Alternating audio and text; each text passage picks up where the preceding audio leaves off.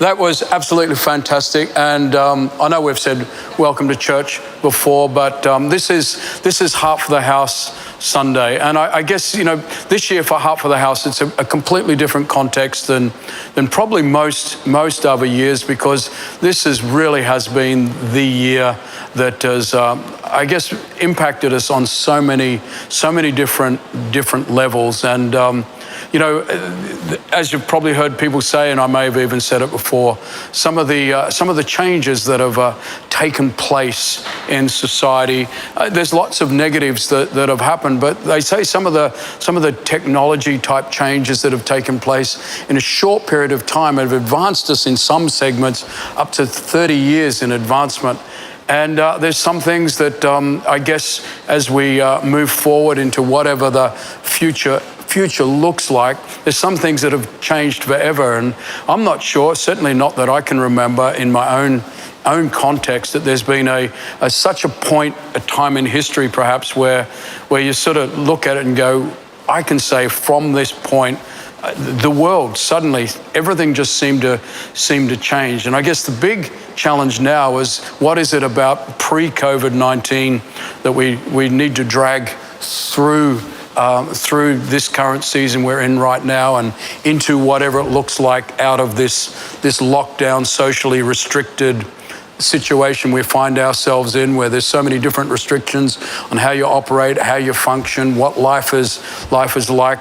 When do those types of things, restrictions, when are they sort of rolled back and we get back to what we would now say, hey, this is some form of normal? I'm saying all of that just to say, you know what, there's just a whole lot has changed, and we've got to really look at what do we need to drag forward with us, what do we need to look at right now, what do we need to do now, and still with the future in mind as a church. So Heart for the House, and talking about what Heart for the House is going to help us with, is a difficult thing. All I know is every year up until this year, and I don't see this year as any different, that Heart for the House has always empowered us to be able to look forward and embrace what is in front of us.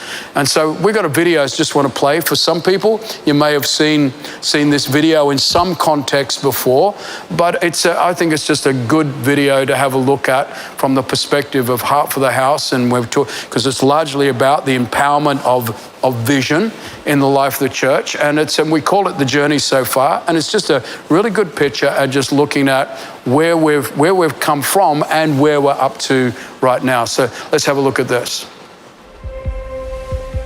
Come now, as you are or as you want to be.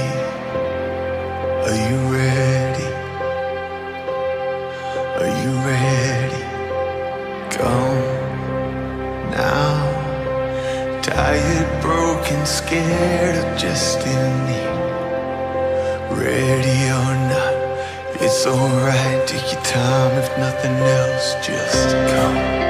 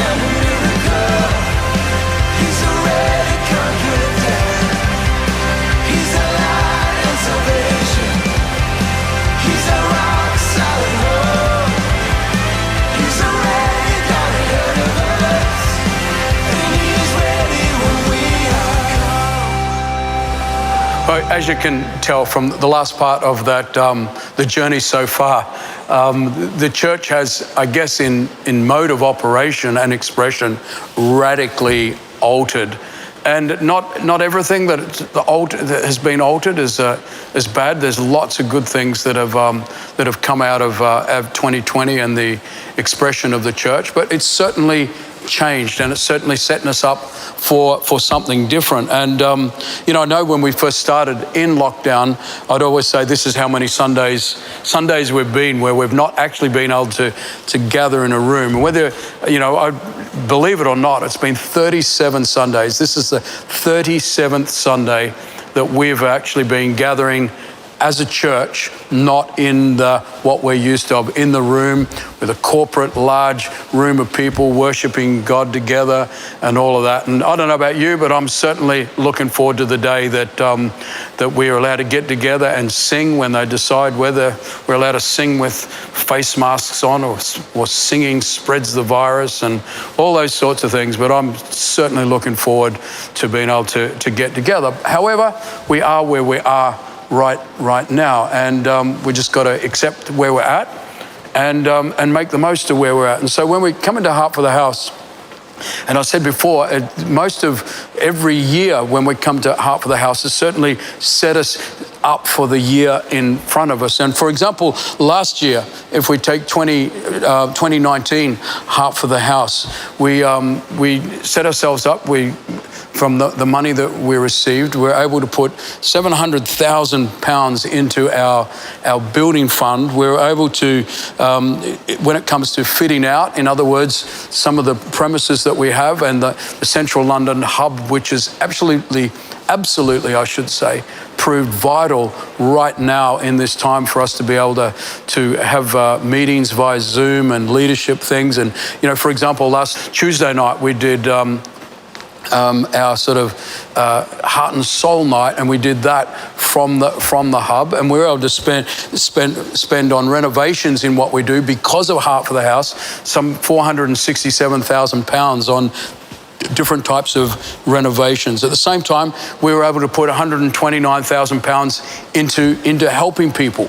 This year, when it comes to COVID-19, we've already committed as a church to be able to put £500,000 into the whole Love Your Neighbour project that we're a part of, which is a whole collection of churches right across the country that are saying, how are we going to respond to helping people who find themselves in the place of using the term food poverty, where people literally don't have enough food in their household to be able to have meals. And so we've allocated a whole lot of fund to that. And then there's a whole lot of other things in the life of the church that we're focusing on when it comes to what we need to do to be able to help people. At the same time, 2019's delivered for us a whole lot of different challenges. And one of the challenges has been, maybe it's not too long back, as you well know, we've been talking about now for 7 years, our new Bermondsey building project. It come to a point right in the middle of lockdown where pressure was put on us by the developers to make an agreement to the building project. And leading up to all of this, we'd set an amount that we were prepared, and what the banks agreed that we would be able to do, and what advisors and boards have sort of set parameters on what is building a building that is not overcapitalized. And so we finally got the building cost down to some 30-something million pounds, which is just a over-investment into a property, and especially at this time that we find ourselves being forced into making an absolute commitment to money at that level in this time, it just was not feasible. So we've had to actually walk away from that building project in New Bermondsey, which has put a whole lot of questions over some areas of the life of our church. All I can say is that we're still absolutely committed to the southeast aspect of London. As a church, Hillsong London, I know we have other expressions now outside of London, but when we say Hillsong London, we mean London, not just one or two areas, but the whole of London is a commitment to, we want to do our best, play our part, not just it. I know we're in other locations around the country, but when we talk about being in London, we want to be a church that can express ourselves across the whole of London. And so the southeast and the inner southeast are still very much a part of what we're about. Our challenge now is where do we find another venue that we can operate from when it comes to the inner southeast. And as you noticed, I said find another venue, because one of the curveballs that come with the fact that, okay, the building project is not going ahead. The only reason that we had the warehouse that we're currently filming in right now for church is the fact that a couple of 100 meters down the laneway, we were going to build this building. So being here right now in the warehouse doesn't work.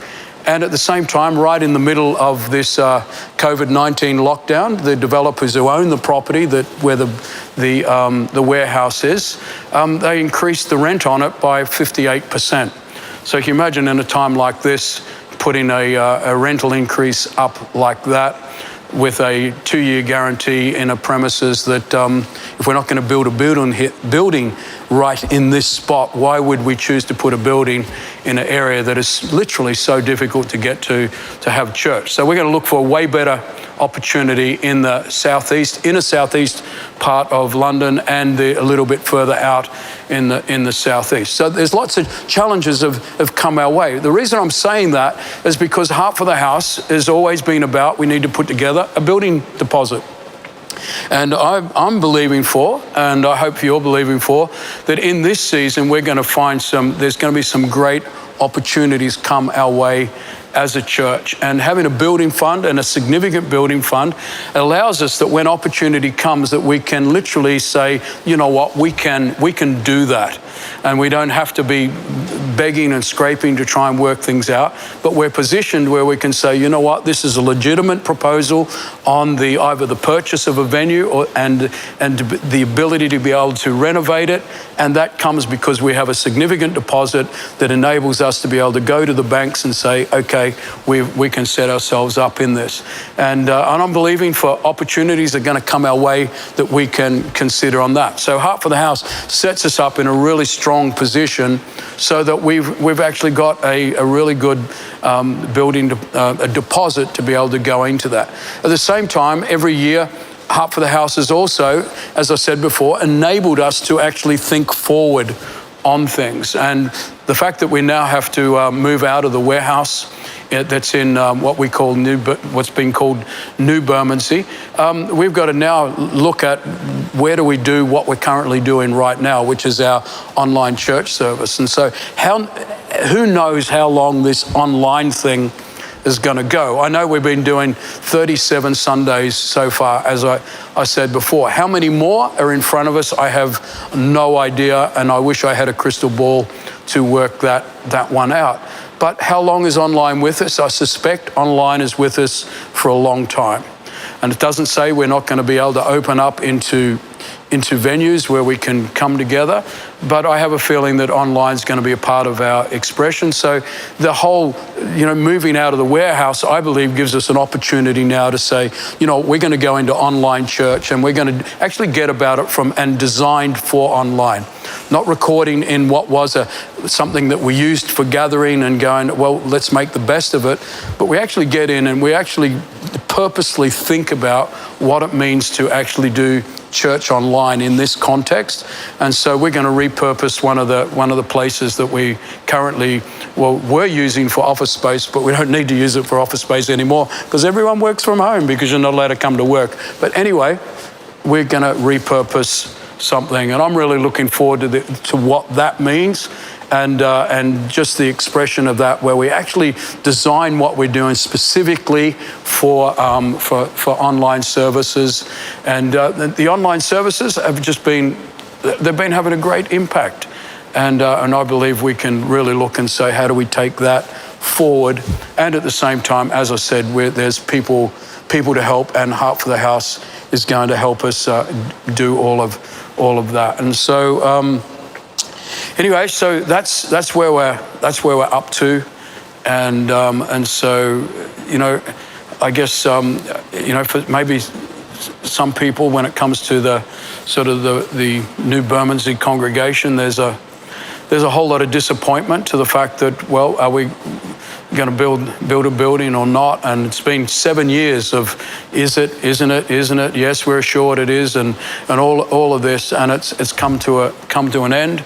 And I really believe that when things come to an end, it's in God we're believing that it's not just it's the closing of something, but it's also going to be the opening of something else. And so let's be believing God that we can do that. And at the same time, all of our other locations, some of the locations we have buildings, some of the locations we don't, and who knows? And let's be believing God that opportunity is going to come our way, and at the same time be believing that we can actually seize the day when it comes to those opportunities.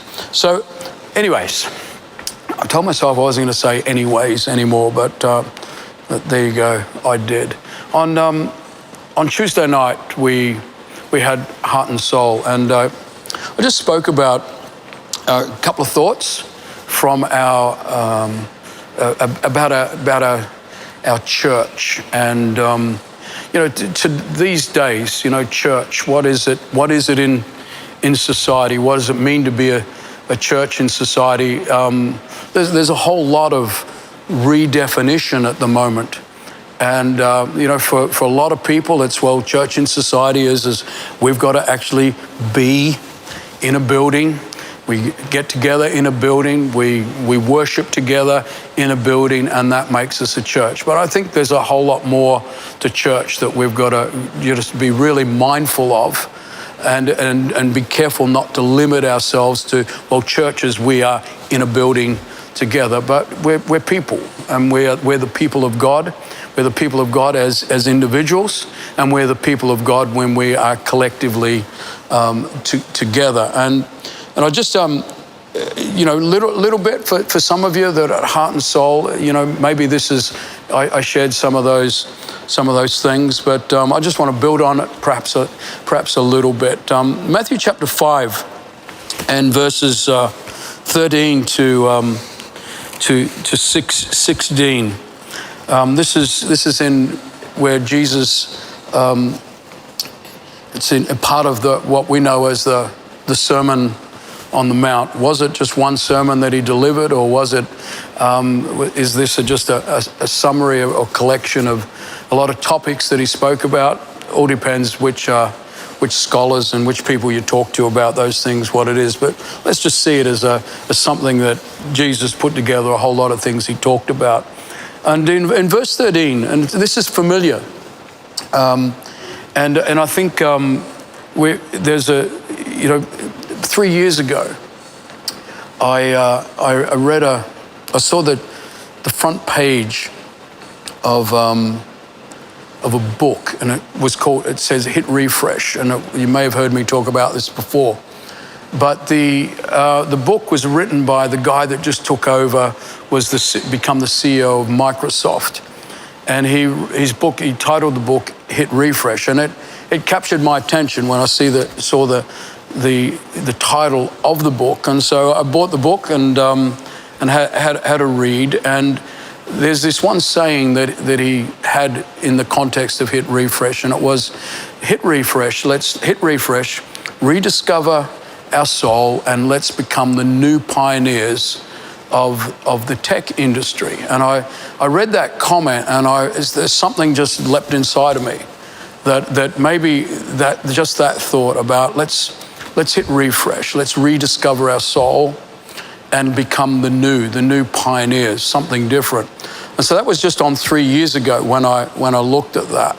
And at the same time, what I find interesting was I was in a conversation with Pastor Robbie Lewis, and I talked to him about I think it's time for us to have a look at the way we do church. And I want you to think about doing church as if we could never meet together in a building like we do. And I was speaking to him.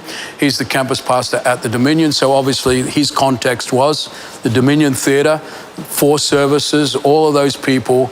What would church look like if we could never meet together again in this context? And so here we are, we find ourselves in 2020, and we can't meet together in that context. And here we are in 2020, there's been so many things that have gone on in the world and all of that, where there's this, almost like there's been this forcing to be able to look at ourselves. And a lot of people, and you'll find even in yourself, you've probably found yourself being very introspective, having a look on the inside, wondering what I'm finding. Am I happy with what I'm finding, what's going on? There's a lot of introspection taking place. And I think it's at the same time, even when it comes to, we're thinking about church. What is church now in the world we live in? Because our context in the way that we can express ourselves has changed significantly. So it's the looking out at ourselves and rediscovering a few things about the who we are, even rediscovering perhaps some of the things about our identity as a church, the who we are. If we're not careful, we perhaps could look at ourselves and go, suddenly we found ourselves that our identity as a church was, well, Hillsong, they write worship songs. They're about worship. And if not careful, we could have found ourselves just allowing that to become, that's our identity. Our identity is we gather together and worship. But our church has always been way more than gathering together and worshiping. And right at the heart of it, we talk about culture and we talk about Hillsong culture and those types of things. But you know what? Right from the beginning, our church has always been about, it's not about our culture, it's about kingdom culture. It's about the values of the kingdom, the ways of the kingdom, and how do we live that out in the culture that we live in, the world that we live in. And so just coming back to a couple of really key, simple thoughts about us in the context of Heart for the House, empowering our vision as we look forward. And so verse 13 of Matthew chapter 5 says this. So Jesus, so he's talking to his disciples and he says, you are the salt of the earth, but what good is salt if it has lost its flavor? Can you make it salty again? It'll be thrown out and trampled underfoot as worthless. Then he goes on in verse 14, and verse 14 is where I want to focus on when we did Heart and Soul. I probably focused a little bit more into verse 13, but verse 14 he says, "You are the light of the world, like a city on a hilltop that cannot be hidden. No one lights a lamp and puts it under a basket. Instead, a lamp is placed on a stand where it gives light to everyone in the house. In the same way, let your good deeds shine out for all to see, so that everyone will praise your heavenly Father." Just that thought for a moment about being light. When Jesus is talking here, in some contexts, people say he's talking to his disciples. Other contexts, people will say he's talking to a crowd of people. So either way, he's either talking to a crowd or he's talking to a closed group of people. But what he's talking about still applies. So he defines their sense of purpose. And their sense of purpose is, if we're talking about salt, he's saying that back then, salt was a very precious commodity. In fact, if we were to maybe give context to it, the same way that we would think about precious metals now, potentially, or precious minerals, all right, we would probably, that's how people would have seen salt back then. In other words, he's highlighting to the disciples, to the people he's talking about, you are precious to God, and there's something about you that is precious to God. And the inference of as salt losing its saltiness is, don't let it become contaminated by the values of the world. Don't let it be contaminated by the ways of the world, but be separate, be different, be kingdom-minded people, be people of the kingdom of God. That's what it means to be salt, right? And then he goes on and talks about light. That light, he's saying to them, be careful not to let your light go out. Don't be careful that you just don't live your life in a way where this light, this thing that people can see, and I guess the challenge with that people can see, it's a light, a city on a hill.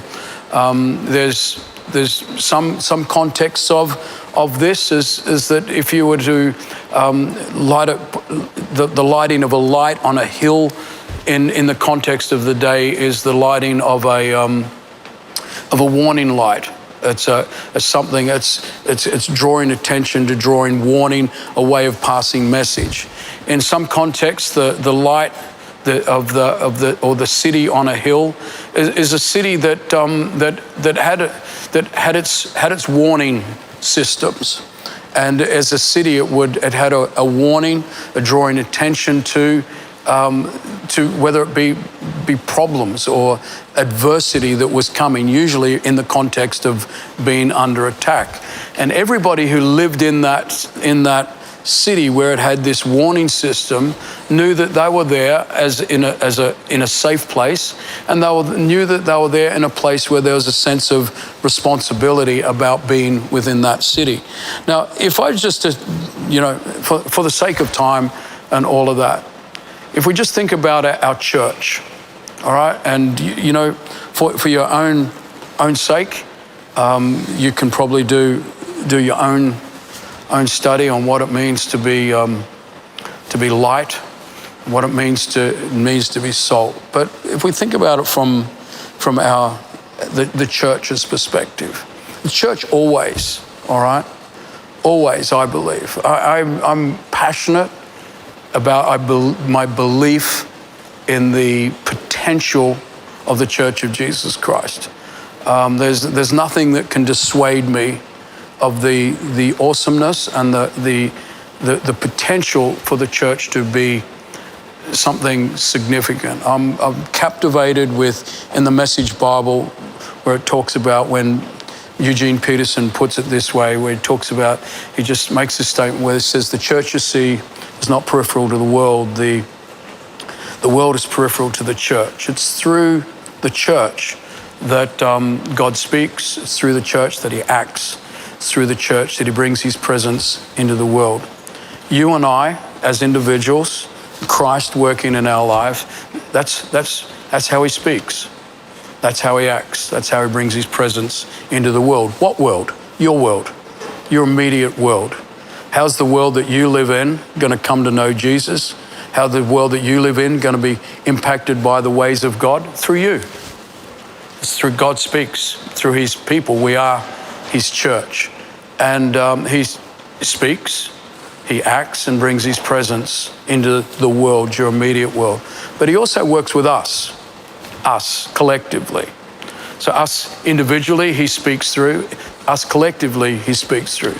Us individually, he works through. Us collectively, he works through. Us individually, he brings his presence into this world. Us individually, together I should say, he brings his presence into this world, the church. And Heart for the House has always been one of those opportunities where we get to be one. One meaning I bring my thing into the house of God so that I can give expression, I can contribute, just one person. But it's always been one of those things where, with the perspective of, imagine when a whole lot of us all do one thing together. We all participate in this one thing, the same thing. We actually get to celebrate this collective thing. And Heart of the House is about our own personal expression. And at the same time, it's all about our collective expression. However we build church in whatever locations around London, whatever the first steps out in locations out of lockdown around the UK or even in London, it's only the beginning of what is before us. And I think we've got to be careful that we don't see it as, hey, this is this is a negative if it is not quite like perhaps what it was before. But a Heart for the House is going to enable us to be able to start, set ourselves up, and actually dream and actually believe in the potential that the church can be and what the future holds for it.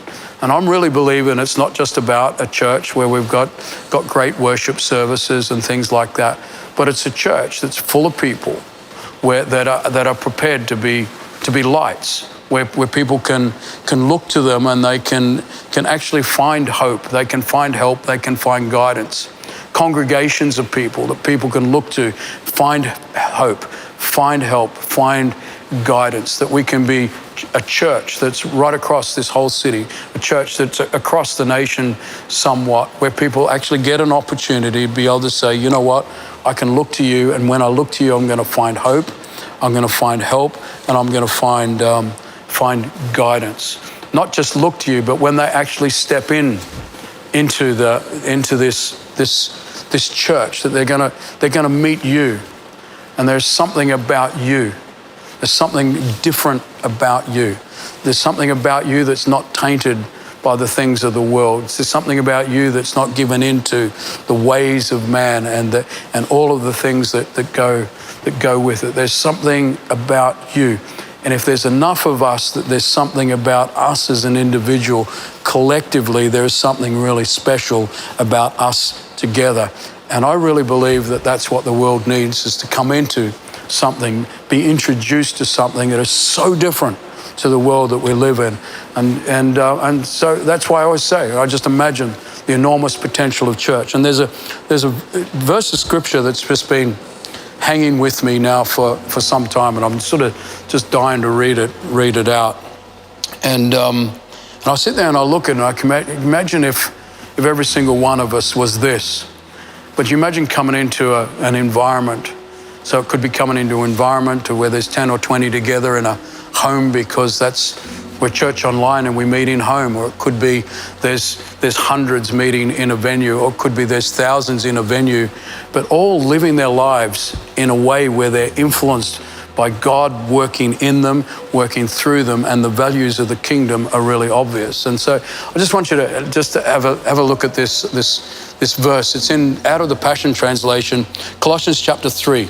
Verses 10 to 14 says this: "For you have acquired a new creation life, which is continually being renewed into the likeness of the one who created you, giving you the full revelation of God." Imagine this is you, right? In this new creation life, your nationality makes no difference.